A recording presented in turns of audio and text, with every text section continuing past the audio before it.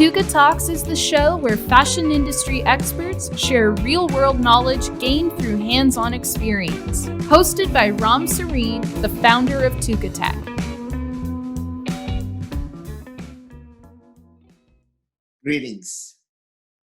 So there comes another episode of Tukatalks.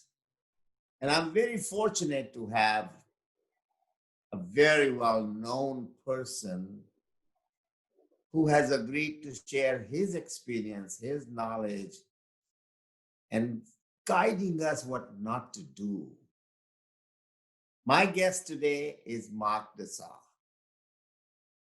He's a very well-known person who has worked with amazing brands like Levi's and Ralph Lauren and Gap.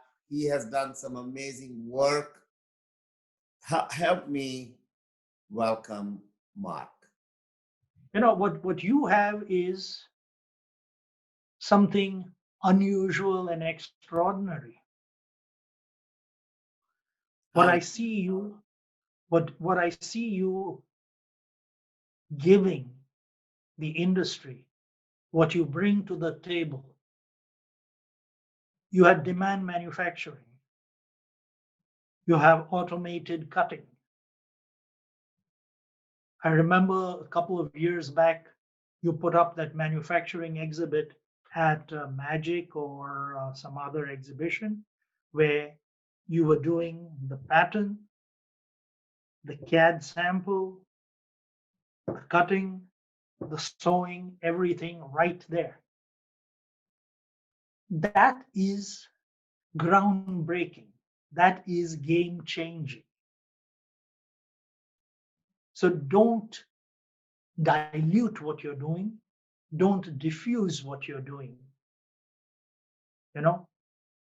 And your market till today has been manufacturers and mills. And I was just thinking about it this morning. So Ram is doing all this to help to eliminate the different iterations of sampling. You can reduce the product development time. You can reduce the pattern making time. You can reduce the number of samples made.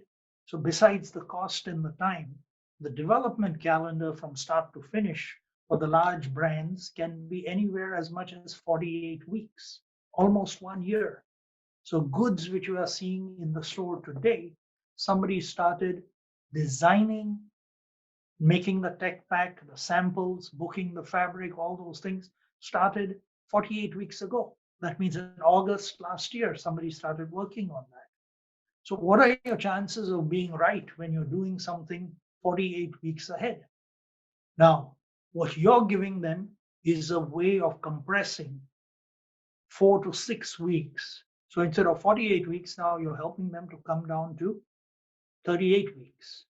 That is a huge, even in terms of forecasting, rather than forecasting 48 weeks early, what my fabric requirements will be. I can be more accurate if I can project and forecast closer to the time it has to be in store. So what I'm getting at is who makes the design? The retailer. Who makes the tech pack? The retailer. Who makes the decision on the fit? The retailer. Who makes the changes? Oh, the shoulder is a little too long or it's dropping a little bit. Take it in, take the waist out, make the collar and the neck higher or whatever it is. It's the retailer.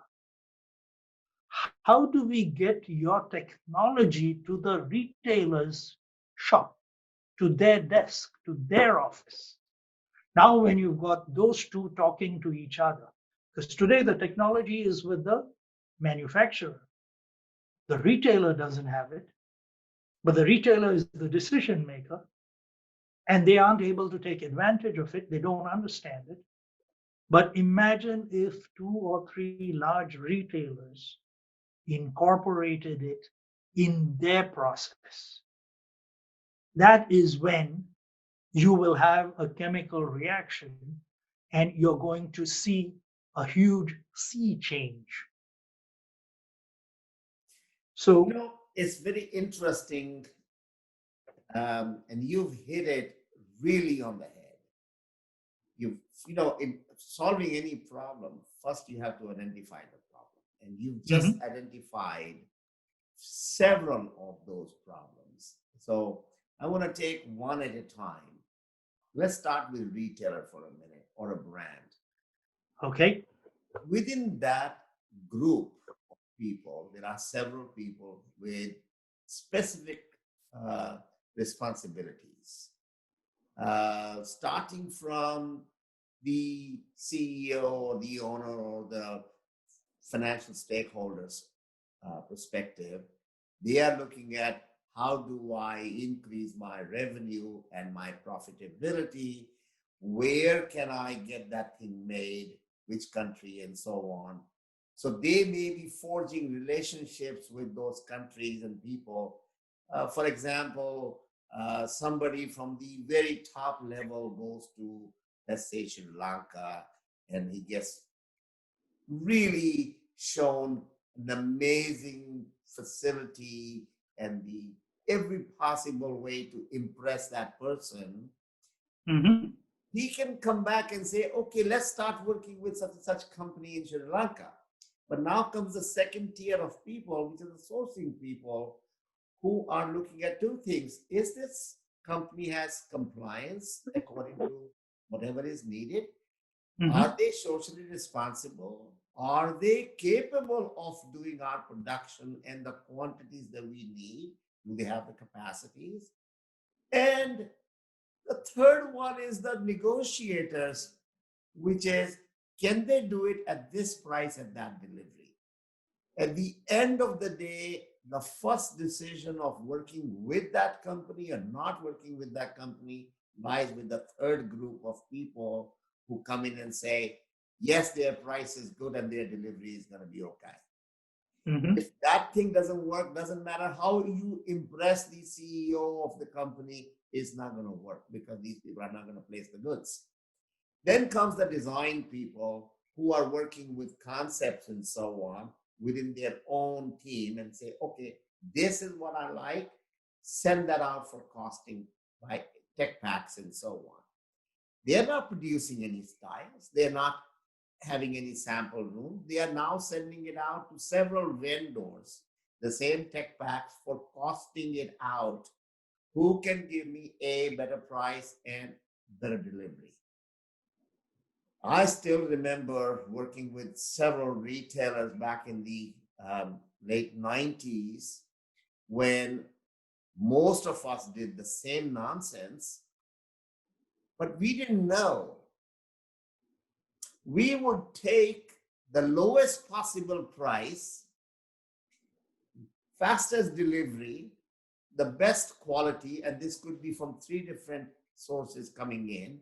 But we go back to the best quality person and say, all right, this is the price that I got from somebody else I want to pay, and this is the delivery I want to give.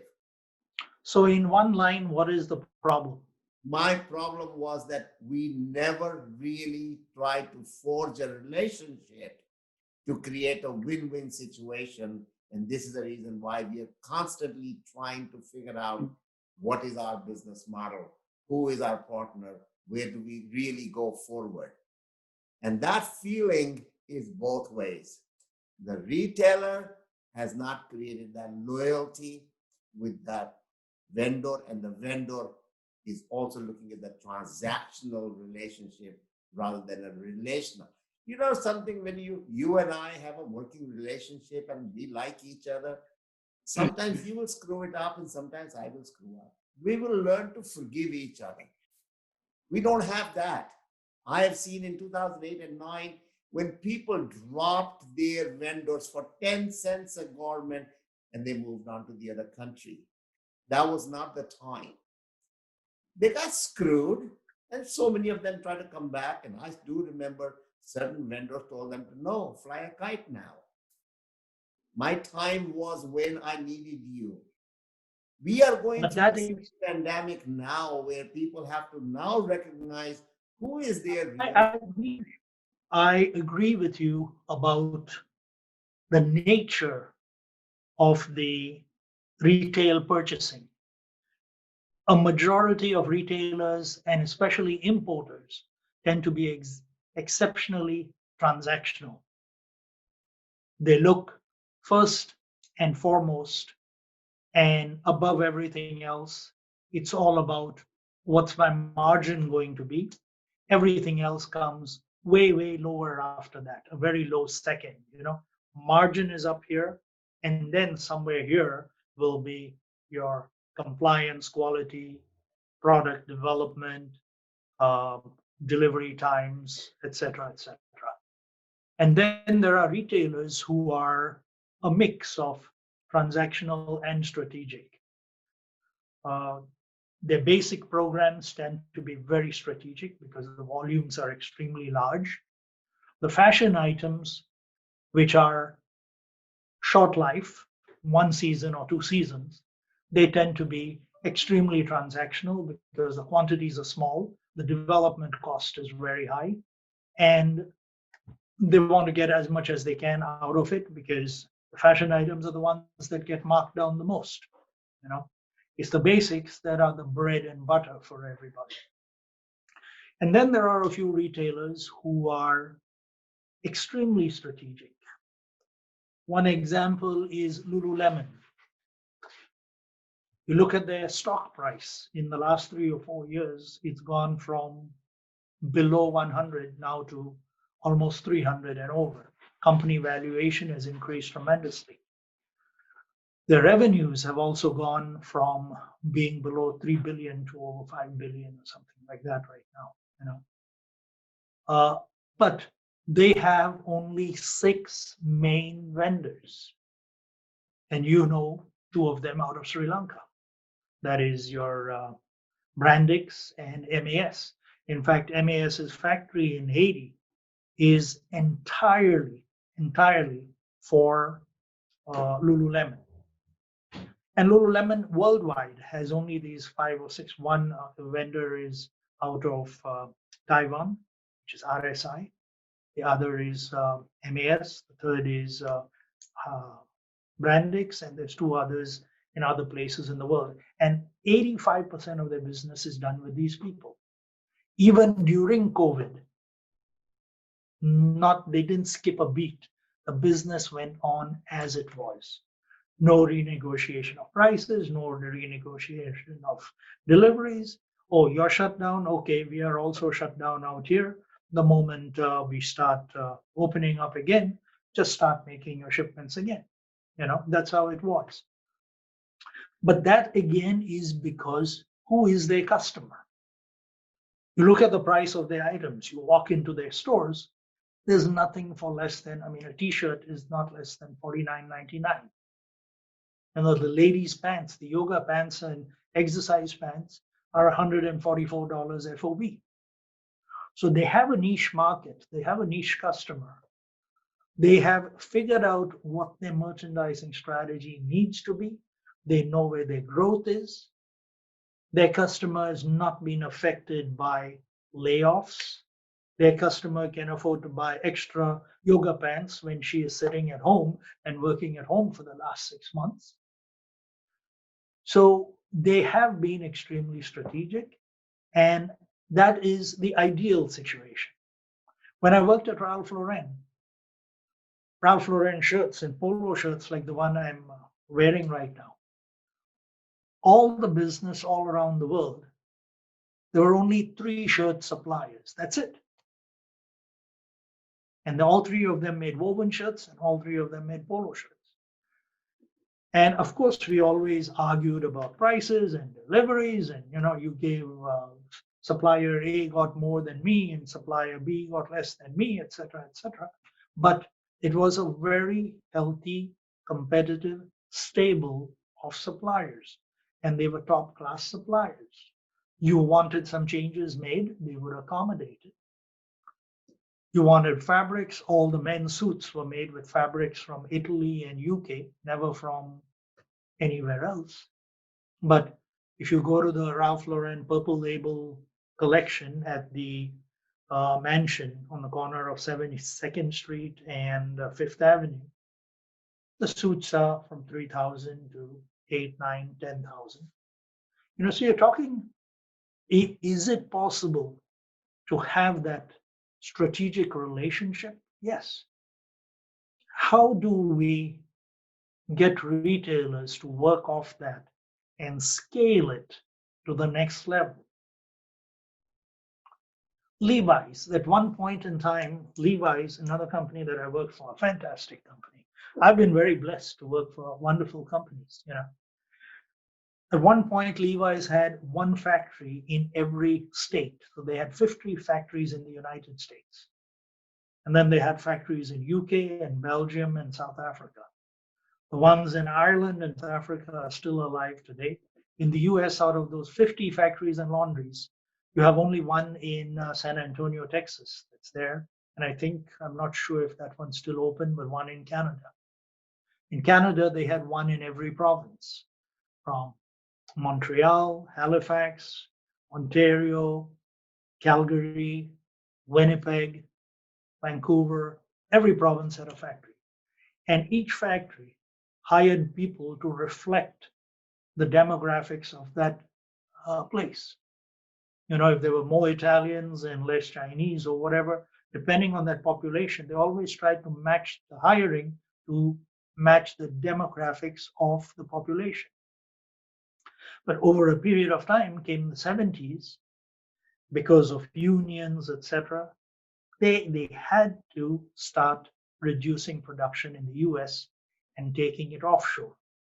And when they went offshore, the huge intellectual property that they had benefited every manufacturer who became a contractor to Levi's.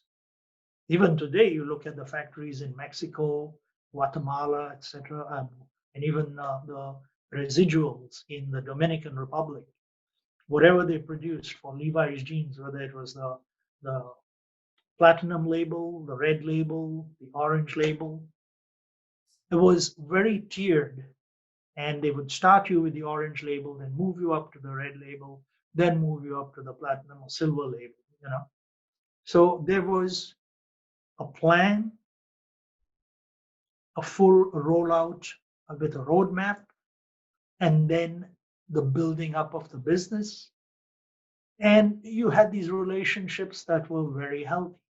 Product didn't move for a few cents. Fabrics, they worked on the fabrics and fabric developments, and most of the fabrics were from Cone and Swift Denim and Avondale in the US. They went out to Mexico. And initially, even the goods that were made in some of the countries in Asia, fabrics went from the US. Later on, it changed. So there is a history of strategic relationships between suppliers and retailers or brands. Where did it break? How did it break? My guess, and I may be wrong, my diagnosis of that situation is when fast fashion and cheap retail came on the scene. Whether it was Forever Fashion, Forever 21, Express, or this, there was a proliferation of those stores, right? If you look at denims, Levi started making or selling jeans in the 1850s. They started their first manufacturing in the 1870s. The second oldest jeans company in the US is Lee. Lee started in the 1890s. Then came Britannia, and after that came Wrangler and Jordache, and then as you came into the 60s, in 1969 was the opening of Gap. And Gap started because the founder of Gap, what was his name, Fisher, could not find a good pair of jeans, and he was a Levi's distributor. So he decided he was going to make his own jeans, and that was the genesis of Gap. And at the same time, soon after that came, everyone else. DKNY, Donna Karan started producing jeans, and Liz Claiborne started producing jeans. In the early 70s, soon after Gap opened, you are old enough like me to remember Gloria Vanderbilt jeans.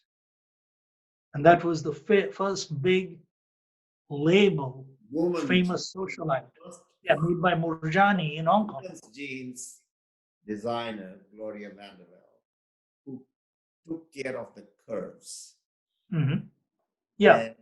And I remember setting up her factory very long time ago in Sri Lanka with, as a matter of fact, it was a joint venture. A company was called Orit. Um, and that was the first company to set up a woman's fit. You're right. There is so much history that teaches us what to do, but there's so much presence right now of missing information of what were the causes of our failures. And the Because causes of failures are literally evident when we look at the lack of partnership, the lack of relationships. There is a lack of trust, especially during this last 6 months when somebody is literally dying because they were living hand to mouth and they have to feed their operators. And these companies who are financially looking at their quarterly results rather than empathy towards their partners who really stood behind them, worked in dire conditions to put those financial numbers. That bothers me a lot, a lot. And I think look, I come from factories. Okay, my background is garment factories. I remember growing in the factories. We will increase our production. We will go to overtime, second shift. And then after reaching what we call the optimum within our own needs, and we needed more, first thing you do is look for a contractor. Now I'm talking early 70s when we didn't have outsourcing. So contractors within this. At that time, our responsibility as owners or executives was to make sure our contractor is always busy because they are dependent on our work. So if I had an opportunity with a loss of business or lower quantities required, I would rather cut my overtime or second shift and keep my contractor busy because when the production is required, I can always increase within my facility. But if that contractor loses their business because of us, they may not be able to get their workers back and so on. That responsibility was mine to keep. You look at California is on a much bigger scale, exactly the same way. We got contractors for everything, and it is our responsibility to make sure our contractors are making money, staying in business so they can be useful when we need them. You're right. That feeling with these brands. They don't have that empathy with their suppliers. What you're talking about is symbiosis. Between the contractor and the subcontractor, there was a symbiotic relationship. Contractor never wants the subcontractor to die of starvation. He doesn't want him to go out of business. He needs him. And the subcontractor needs the contractor. Without the contractor to feed him, he won't be in business. So there was this symbiosis there. COVID is one thing, but the deterioration of the relationships started decades before that. We can't blame everything on COVID. No. The proliferation of these new brands and stores and labels that you saw for 2 or 3 years, and some of them go out of business after that. They were snipers, they were opportunists.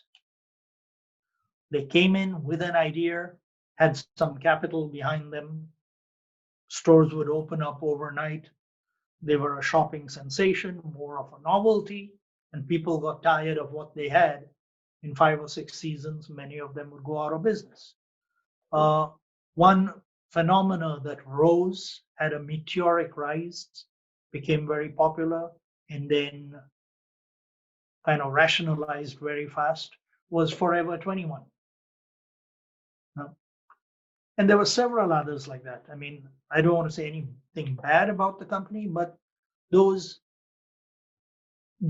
business models did not allow for long-term relationships. They were not built for longevity. If you do a life cycle assessment of a company like Levi's that started manufacturing in 1870 and are still doing constant innovation, product development, looking at how to reduce the amount of water that's being used, focusing on circularity and sustainability. Look at the history, the rich history, the cultural heritage, how they looked after their workers, their employees, etc. I mean, these are ideal business models. Oh, yeah. So They're not a company, they're a culture. Yeah, They're exactly. a culture. Yeah. And it started from the top management. Mm-hmm. But when you have CEOs who are responsible for Wall Street results, and that is their primary objective, they are forcing the people to keep on chasing the cheaper needle, try to squeeze the guys. It's not the question of squeezing and trying to get the blood out of stones, but you got to look at inside your own place and say, where are my deficiencies? Where is the low-hanging fruit? Why am I bringing something for $10 with the retail price of $90 and opening my sale with 30% off? Hey, if you have the right merchandise and if you have the right strategy and you're satisfying your customer, if your customer satisfaction is high, and today they use the term NPS, a net promoter score.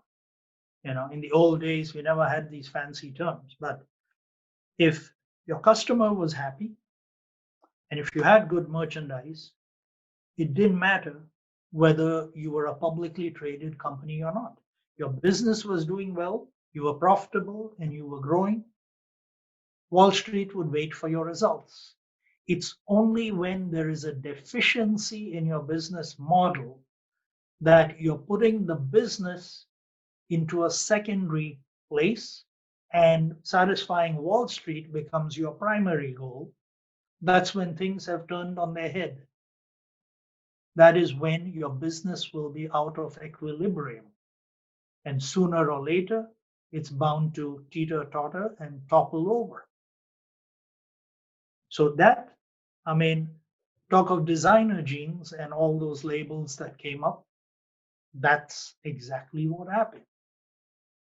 The small ones, the big ones that use celebrities and, blew out the name and the label first. So they got the brand recognition. And then they went to find sources to make their jeans. So it was working in reverse. So, and they paid the price. J.C. Penney, Mm-hmm. for example, one of the old icons of this country, brings in a radical change by a new CEO who identifies that we have spoiled our customers with artificial prices and artificial discounts, coupons. Anyone who's used to this doesn't even know what the real price should be, and he wants to make a change. Rather than trying to fix that company, Wall Street forced that guy out.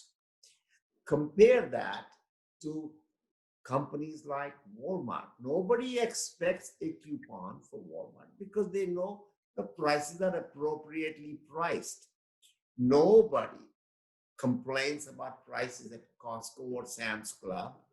Nobody complains about Amazon's pricing. As a matter of fact, Amazon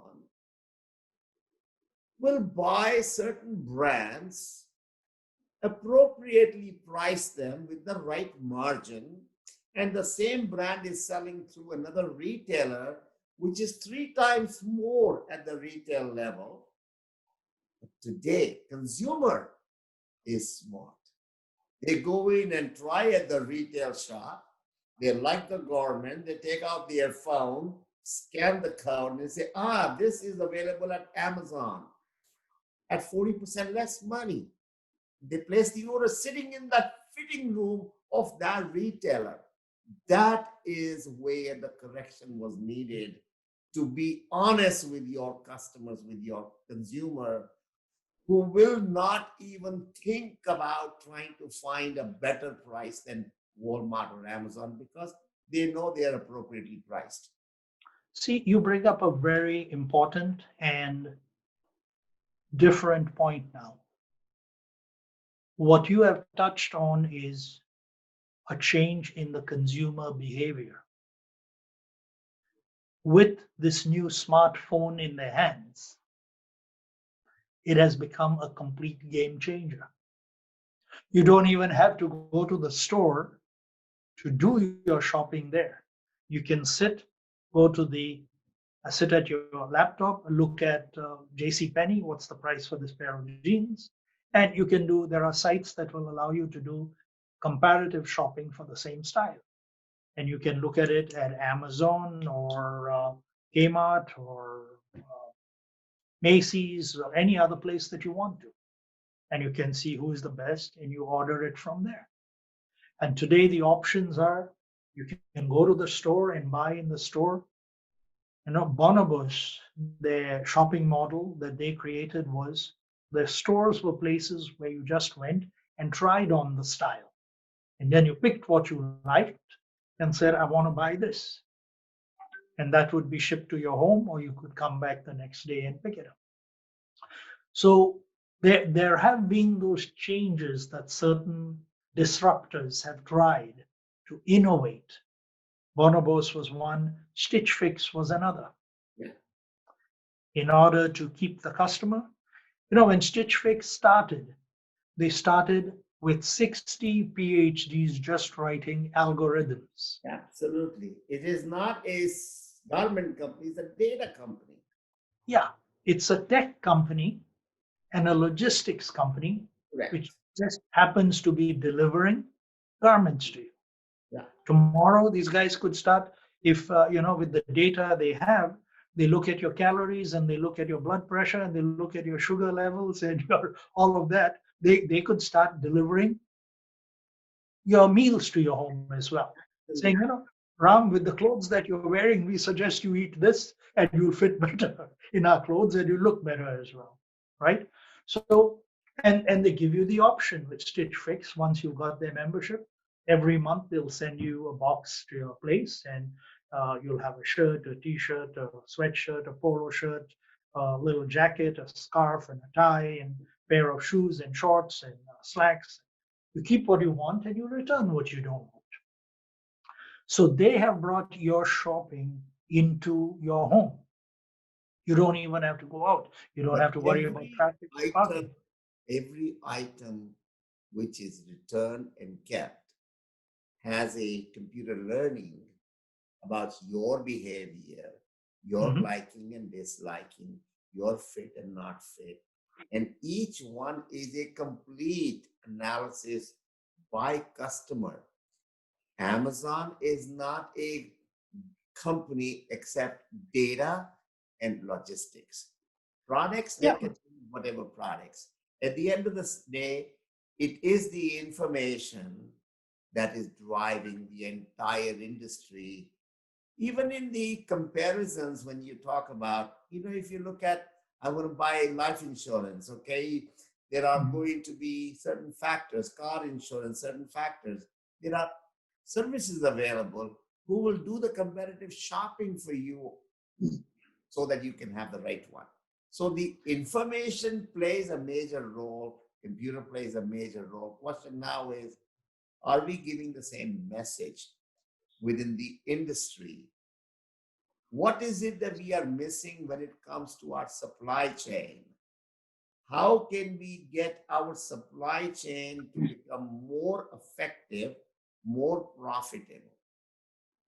In my humble opinion, It is Go not ahead. a person's job. It is not a one sector's job.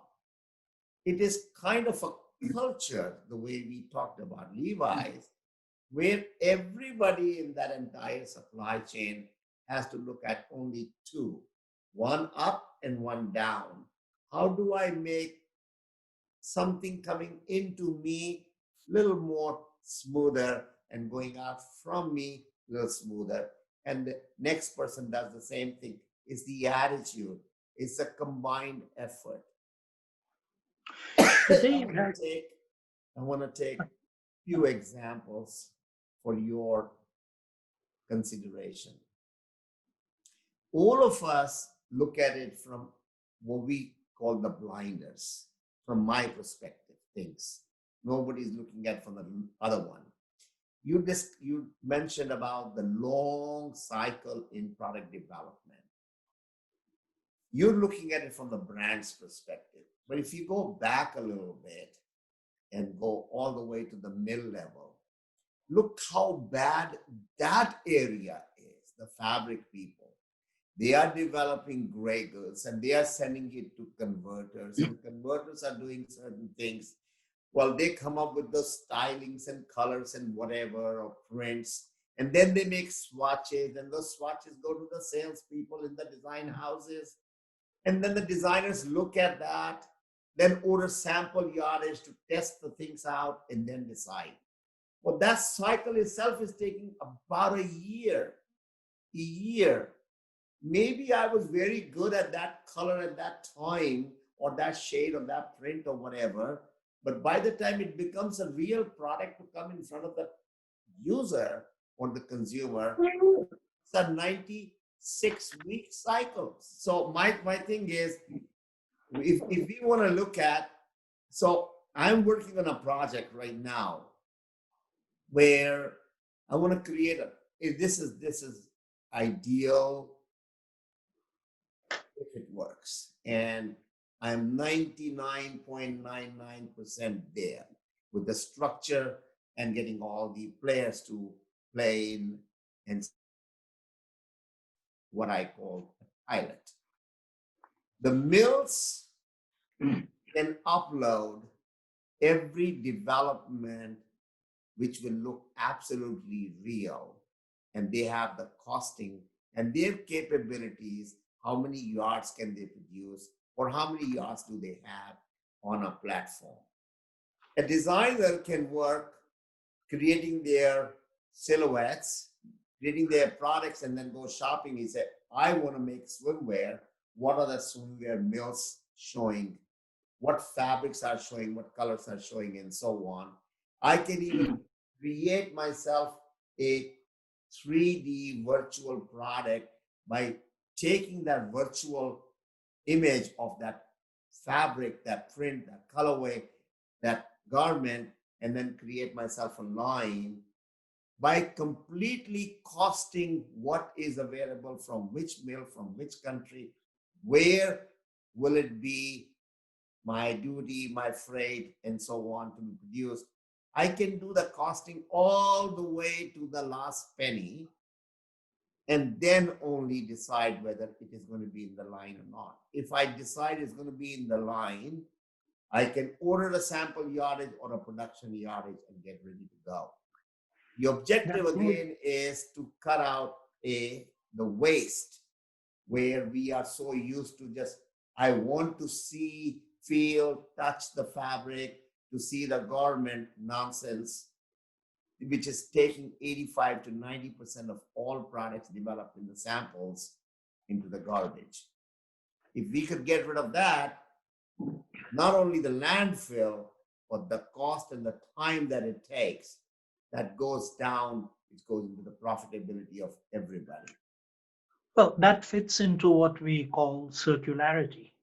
Right? You're reducing the waste, reducing the landfill, and you're trying to build an ecosystem from start to end that is more efficient and eliminates whatever is unnecessary. You're taking out the trial and error, and you're making it more about trial and success and not trial and error, right? So that is That would be extremely helpful.